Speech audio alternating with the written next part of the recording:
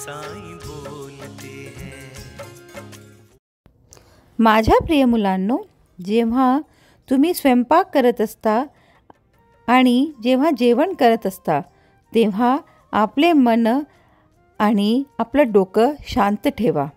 कारण स्वयंपाक करत असताना मन जर चंचल असलं किंवा जेवण करताना जर तुम्हाला राग येत असेल तर ती चव नक्कीच शिजवलेल्या अन्नात मिसळते आणि जर तुम्ही अस्वस्थ मनाने अन्न खाल्ले तर ते तुमच्या आरोग्याला बाधा आणेल.